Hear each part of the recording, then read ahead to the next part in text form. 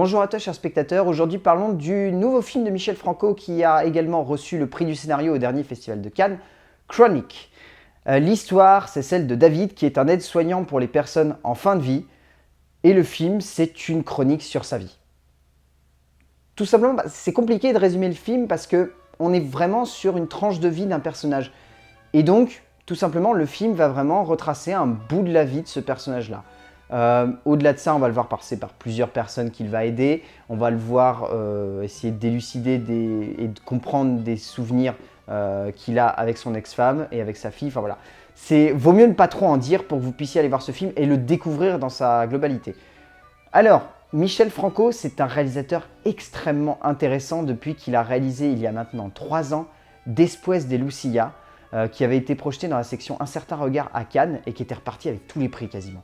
Ce film, c'était une pépite hallucinante qui sortait de nulle part. C'était un film choc sur l'histoire d'une jeune fille qui se faisait maltraiter par ses camarades de classe et qui en venait carrément à se demander s'il fallait qu'elle se suicide ou s'il fallait qu'elle disparaisse. Enfin, c'était un film glaçant et juste terrifiant, mais extrêmement bien fait. C'était presque un cas à montrer aux jeunes pour éviter le bizutage, en fait, ce film. Et donc, résultat, on attendait le retour de Michel Franco, surtout que depuis qu'il avait été annoncé qu'il était en compétition, il passait, résultat, à l'étape supérieure. Et donc, il est reparti avec le prix du scénario. Prix du scénario, largement mérité parce que Chronique est un film passionnant. Et plus anecdotique, résultat, que Después de Lucía, que ce soit dans son traitement, dans ses personnages, dans son histoire, dans sa manière d'être conçu, mais reste un film vraiment passionnant dans sa manière d'aborder un sujet qui est difficile. Parce qu'il ne faut pas se voiler la face, le sujet au centre de Chronique est très compliqué. Un aide-soignant qui aide des personnes qui sont en fin de vie et qui les voit mourir et qui va les voir mourir à petit feu, bah, ça met pas à l'aise, quoi, tout simplement comme sujet. Voilà, on n'aime pas avoir un rapport intime avec la mort. Et le cinéma qui traite d'un rapport intime avec la mort, c'est souvent quelque chose qui met mal à l'aise. Et là, Franco, il en a conscience tout au long du film. Il en a conscience déjà dans son écriture. Parce que donc, il traite son film comme une chronique du quotidien d'un personnage qui aide des personnes à aller tout doucement jusqu'à la mort. Et c'est assez fascinant de voir comment il découpe son personnage. Parce que, résultat, toute la narration du film se découpe en fonction de l'évolution de ce personnage-là, qui va passer par plusieurs étapes. On va d'abord le voir et le découvrir de manière un petit peu étrange, de manière limite perverse, où il espionne des personnes. Puis ensuite, on découvre que c'est quelqu'un qui aide des personnes qui sont en difficulté. Puis ensuite, on comprend que c'est quelqu'un qui va se calquer sur ces personnes en difficulté pour se construire une vie qu'il n'a plus.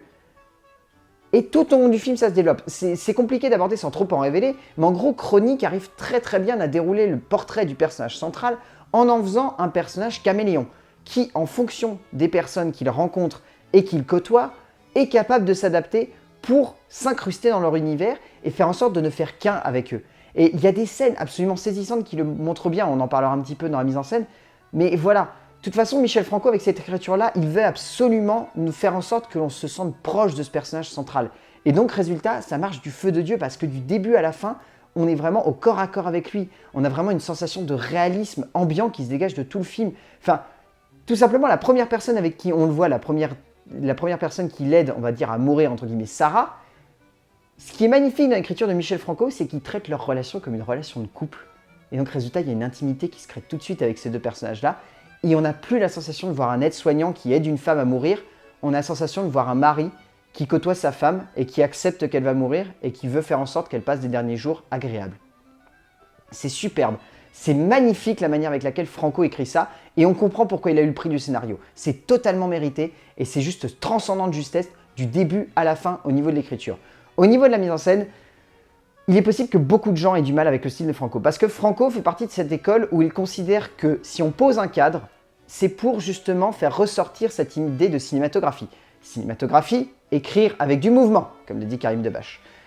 Et donc là, il prend ce mot au pied de la lettre, c'est-à-dire qu'il revient à l'essence même du cinéma, c'est-à-dire avant tout poser son cadre, le mettre de manière parfaite et le synchroniser au niveau des déplacements des personnages, pour ensuite mettre de l'action dedans. Il considère que l'action vient avant tout des déplacements des personnages et non du déplacement de la caméra. Ça ne doit pas être la caméra qui doit amener l'avancement de l'action, ça doit être l'action qui doit, au sein du cadre, se déplacer et avancer. C'est superbe et c'est vraiment très intelligent, mais il est compréhensible que des personnes n'aiment pas le style de Franco. C'est totalement admissible.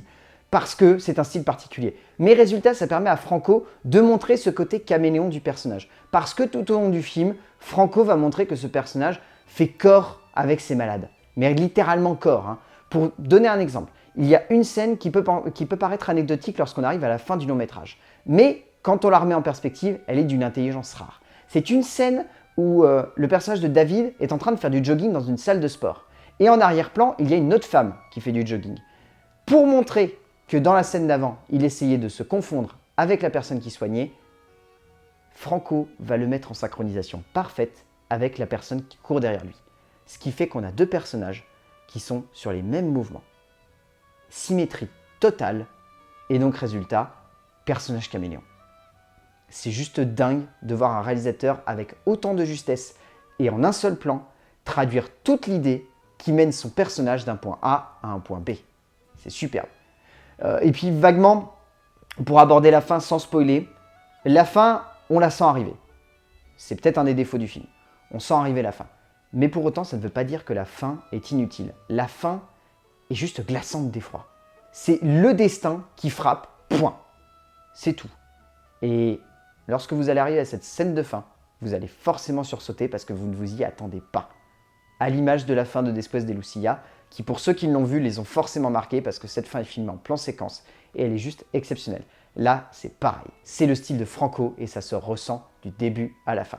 Au niveau du casting, alors, le casting, il est étrange, mais on ne retient quasiment à la fin que Tim Roth. C'est évident, c'est le personnage central du film et c'est l'interprète central. Au niveau des personnages intéressants, Sarah Sutherland qui joue Nadia, donc la fille de David, est vraiment magnifique. Robin Bartlett dans le rôle de Martha est exceptionnelle, elle est vraiment délicate et d'une justesse rare. Rachel Pickup dans le rôle de Sarah est divine, cette actrice-là, elle est absolument magnifique et elle transporte tout le long métrage. Et Neila Norvind dans le rôle de Laura, l'ex-femme de David, est vraiment intéressante aussi. Mais voilà, Tim Roth, c'est le personnage emblématique de ce film, c'est l'acteur qu'on retient à la fin de ce long métrage. Il est magnifique, il est divin. Voilà, ce film est dédié au talent de Tim Roth et là, il en impose du début à la fin. Il est exceptionnel. Il est exceptionnel cet acteur-là. Et est-ce qu'il avait encore besoin de nous le prouver? Il a besoin de nous le rappeler parce que malheureusement, depuis quelque temps, il fait que des productions un petit peu bis ou secondaires. Et là, avec ce film-là, il prouve bien de manière complète que c'est un acteur magnifique et que c'est un des meilleurs acteurs de sa génération. Donc voilà, Chronique, c'est un prix du scénario largement mérité. C'est un film très beau avec lequel on peut avoir de mal. C'est compréhensible, on peut avoir du mal avec un film comme Chronique, que ce soit par le sujet, par la manière dont il est traité, par la mise en scène, par le traitement des personnages. C'est compréhensible, c'est totalement compréhensible. Mais c'est un film qui est beau, avec un sujet terriblement profond, avec une réflexion qui est touchante et avec un acteur sublime en tête et un metteur en scène qui confirme que c'est un génie et un visionnaire au niveau de la scénographie. Donc voilà, Chronique de Michel Franco, allez le voir si vous en avez l'occasion, c'est superbe et c'est vraiment touchant comme film. A plus!